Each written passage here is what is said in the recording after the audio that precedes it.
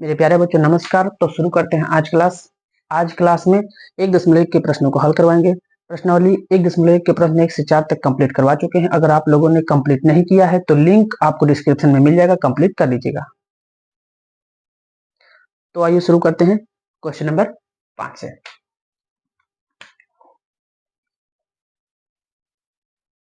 Question number 5 में लिखा है यदि HCF 225, 60 इक्वल टू 225 × 5 - 10x तो x का मान ज्ञात कीजिए। तो हमारे पास दिया है HCF 225, 60 बराबर 225 × 5 - 10x। तो हमें यहाँ से x का मान निकालना है। तो x का मान निकालने के लिए सबसे पहले हमें HCF पता होना चाहिए। तो HCF तब तक मैं इसे समीकरण नंबर फर्स्ट मान लेता हूँ। HCF निकालने के लिए 225 और 60 का गुणनखंड करना होगा। तो ये 3 से विभाज्य हो जाएगा, 3 7 21, 1 बचेगा, 3 5 15 हो जाएगा। फिर 3 से विभाज्य हो रहा है, 3 दूनी 6, 1 बचेगा, 3 5 15 हो गया, 5 5 25, 5 1 कम 5। दूसरा 60 का अभाज्य गुणनखंड करना है, तो 2 3 6 0, 2 1 कम 2, 1 बचा, 10 होगा, 2 5 10, 3 5 15 और 5 1 कम 5।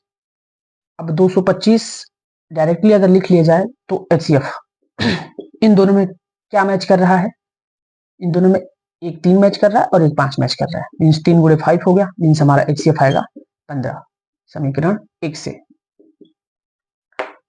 HCF 225 और 60 का जो HCF निकल के आया हमारे पास वो 15 निकल के आया है।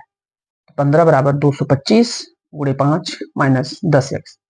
15 आपका ऐसे रहेगा, 225 का 5 में मल्टीप्लाई करना है, 5 25 25 का 5 हो गया, हासिल 2 आया, 5 दूनी 10, 10 और 2 12, 1 5 दूनी 10 और 1 11 माइनस का 10x।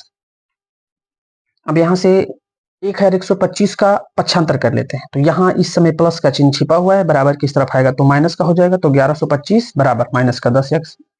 अगर 1125 में से 15 घटा देते हैं तो माइनस का बचेगा 1110, माइनस का 10x हो गया, माइनस से माइनस कैंसिल, x बराबर 1110 बटे 10, 0 से 0 कैंसिल, बटे में 1 का कोई मतलब नहीं होता, मीन्स x का मान जो आएगा वो 111 आएगा।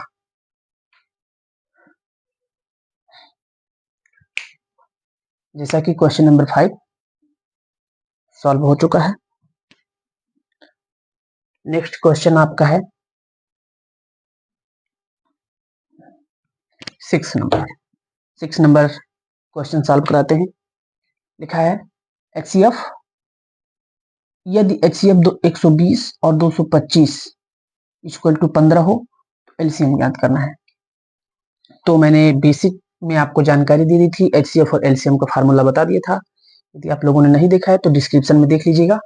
क्वेश्चन नंबर 6, तो यहाँ से हमें LCM ज्ञात करना है।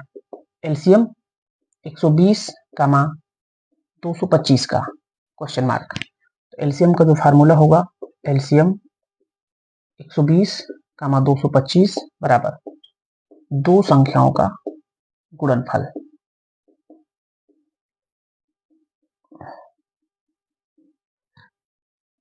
यहां नहीं लिखते, नीचे लिख देते हैं, दो संख्याओं का गुणनफल बटे HCF। तो दोनों संख्याएं जो हमारे पास मौजूद हैं वो 120 गुणे, गुणनफल का मतलब गुणा होता है, दूसरी संख्या हमारे पास 225 है, बटे HCF हमारे पास 15 दे रखा है। यदि 15 को डिवाइड करते हैं तो 15 8 120 होता है। तो अब हमारे पास आएगा 8 गुणे 225। अब 8 का यदि 225 में मल्टीप्लाई कर दें, 8 5 जा 40 होता है, 40 का 0 4, 8 2 जा 16, 16 में 4 ऐड करते हैं तो 20 हो जाएगा, 20 का 0 लिखेंगे, 8 2 जा 16 और 16 में 2 जोड़ देंगे तो 18 हो जाएगा, जो कि हमारा आंसर आ चुका है। नेक्स्ट क्वेश्चन, अभी मैंने यहाँ 6 नंबर क्वेश्चन सॉल्व कर दिया है। इसका अगला क्वेश्चन 7 नंबर दिया है, तब तक हम इसको रफ कर देते हैं।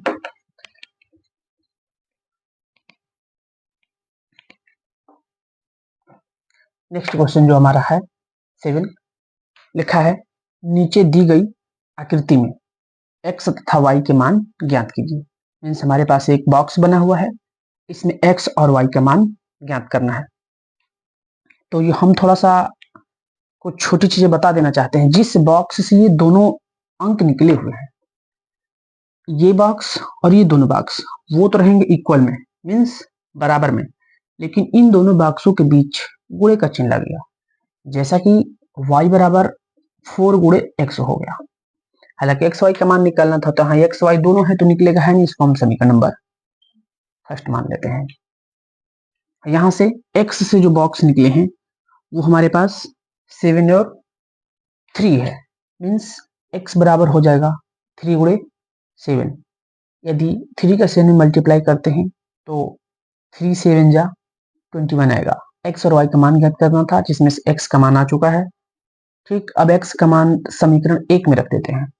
समीकरण 1 से तो y ऐसे ही रहेगा, इक्वल टू 4 गुणे x का मान हमने निकाल रखा है 21। यदि 4 का इसमें गुणा कर देंगे तो 4 1 जा 4 होता है, 4 2 जा 8, मीन्स y का मान आएगा हमारे पास 84, जो कि क्वेश्चन नंबर 7 कंप्लीट हो चुका है। नेक्स्ट क्वेश्चन हमारा 8 नंबर।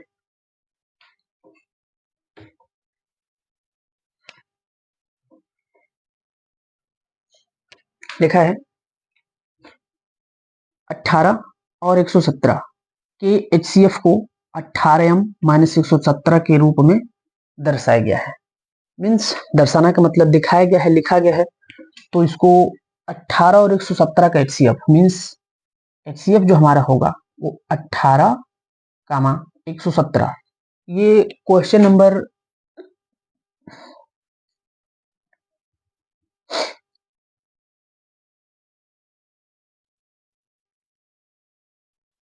ये 8 नंबर क्वेश्चन 5 नंबर की जैसा है थोड़ा सा। जैसे वहां x का मान ज्ञात करना था और यहाँ m का मान ज्ञात करना है। यहाँ पे उसने क्वेश्चन को बना दिया है, यहाँ क्वेश्चन हमें बनाना है। तो HCF 18 और 117 का HCF हमें ज्ञात करना है, जो कि 18 और 117 के HCF को 18m माइनस 117 के रूप में दर्शाया गया है। m का मान ज्ञात कीजिए और साथ ही 117, 18 और 117 का एलसीएम भी ज्ञात करना है। तो समीकरण नंबर इसको 1 मान लेते हैं और 18 और 117 का HCF निकालने के लिए 18 का गुणनखंड करते हैं।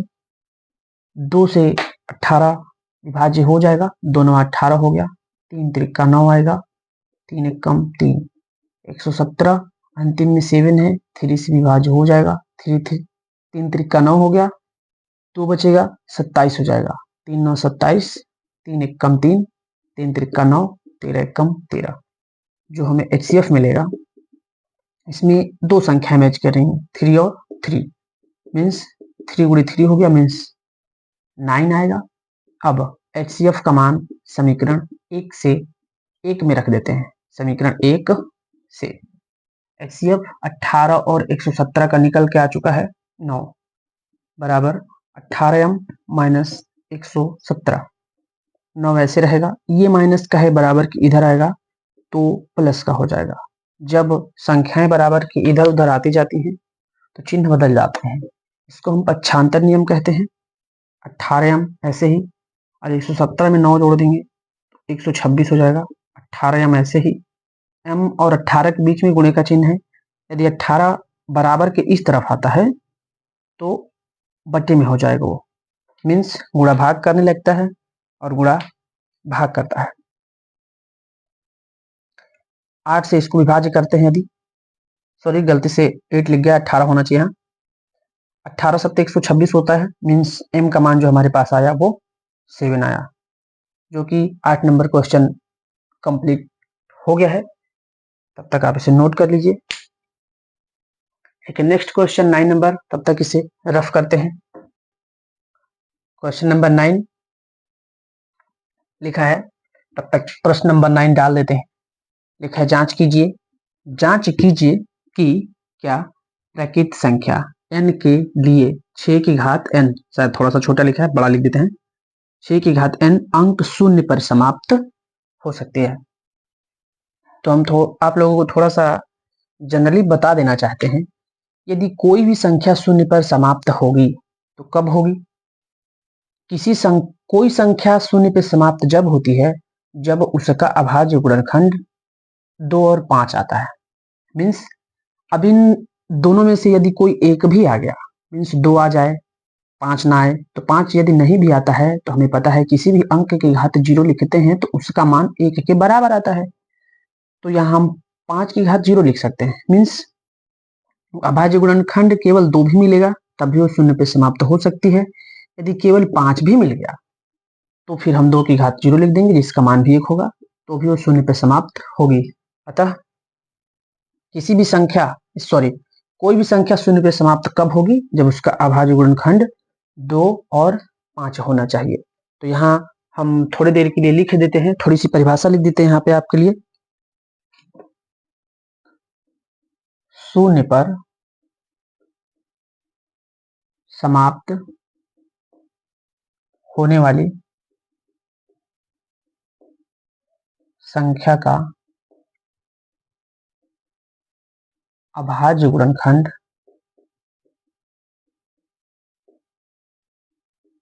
2 गुणे 5 के रूप का होगा। यहाँ n भी लिख सकते हैं, n वहां नंबर होगा, n की जगह हम कुछ भी लिख सकते हैं। जो हमारा क्वेश्चन है वो क्वेश्चन हमसे पूछा गया है 6 की घात n, तब 6 की घात n का अभाज्य गुणनखंड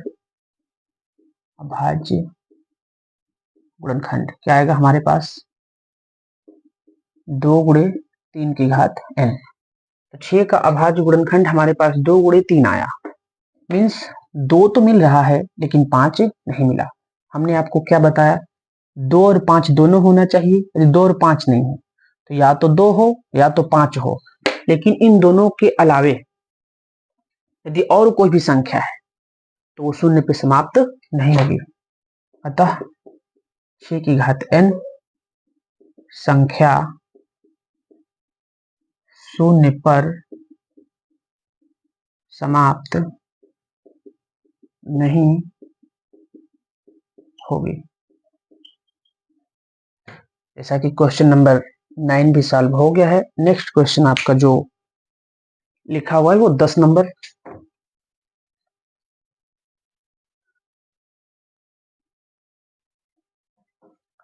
नेक्स्ट जो 3 नंबर क्वेश्चन है वो लिखा है, व्याख्या कीजिए कि, सॉरी दोस्तों, थोड़ी सी कुछ देर की लाइट भग गई थी तो बीच में थोड़ा 1-2-4 सेकंड का डार्कनेस आ गया होगा। नेक्स्ट क्वेश्चन हमारा 10 नंबर है। लिखा है, व्याख्या कीजिए कि 7 गुणे 11 गुणे 13 प्लस 13 और 7 गुणे 6 गुणे 5 गुणे 4 गुणे 3 गुणे 2 गुणे 1 प्लस 5 भाज्य संख्याएं क्यों हैं? तो भाज्य संख्या मैंने बेसिक में आपको क्लियर करा दिया था, उस वीडियो को आप देख लीजिएगा, समझ में आ जाएगा। तो क्वेश्चन हमारे पास लिखा हुआ है 7 गुणे 11 गुणे 13 प्लस 13।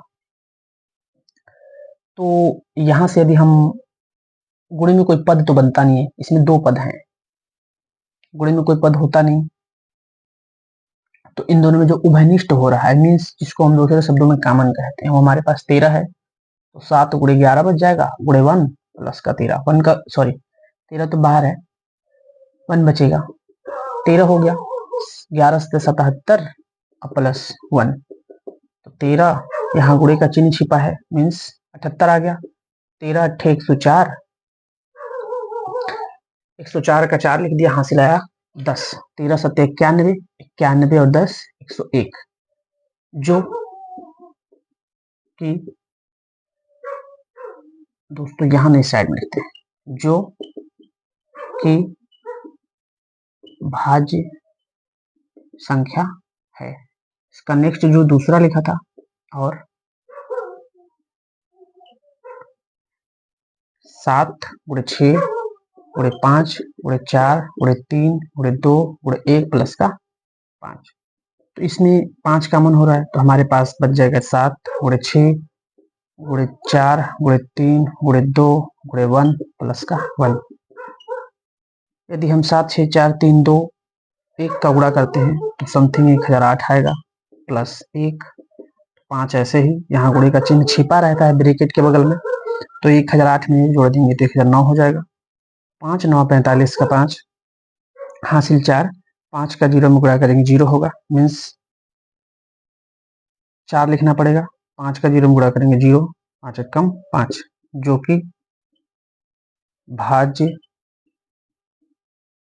संख्या है।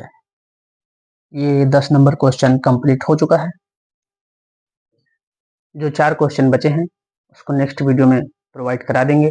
यदि आप लोगों को ये वीडियो पसंद आया हो तो इस वीडियो को लाइक करें तथा साथ ही सब्सक्राइब करें, बेल आइकन को जरूर प्रेस करें, क्योंकि इससे आपका ही फायदा होगा।